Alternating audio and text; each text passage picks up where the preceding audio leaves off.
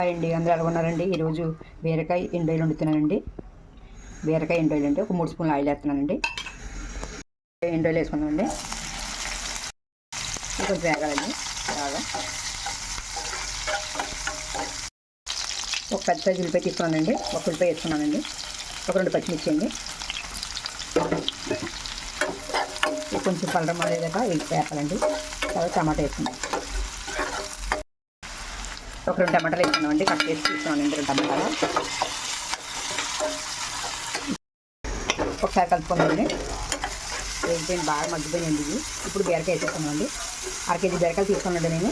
ఒక్క తీసేసి కోసి పక్కన పెట్టుకోండి. 2 సార్లు కడిగి ఇదిగోండి, కడిగి పక్కన పెట్టుకున్నాను. ఇప్పుడు వేసేసుకున్నామండి. దీంట్లో తగినంత ఉప్పు వేసుకున్నామండి. ఒకసారి కలిపేసి మంట మీడియంలో పెట్టి మూత పెట్టేసుకున్నామండి.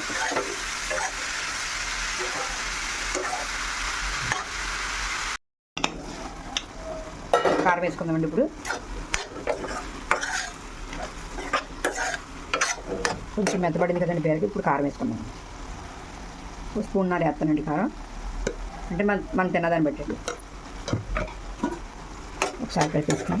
కొంచెం వాటర్ వేసుకున్నాం సరిపోతుంది, ఎందుకంటే బీరకాయలో వాటర్ వస్తుంది కదండి, అందుకని కొంచెం పడుతుందండి, ఎక్కువ పట్టదు. సరిపోద్ది, చాలా ఒక టీ గ్లాస్ వేసుకొని సరిపోద్దండి. ఒకసారి కలుపుకుందామండి. దగ్గర పడిపోయిందండి బీరకాయ ఎండేది.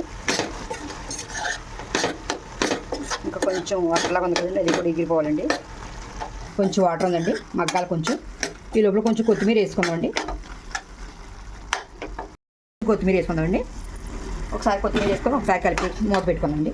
అయిపోద్దండి, 5 నిమిషాలు అయిపోయిందండి. ఆపేసుకుందాం పొయ్యి. బీరకాయ ఎండేయండి, చాలా బాగుంటుందండి. ఒకసారి మీరు కూడా ట్రై చేయండి. నచ్చితే లైక్ చేయండి, షేర్ చేయండి, సబ్స్క్రైబ్ చేసుకోండి.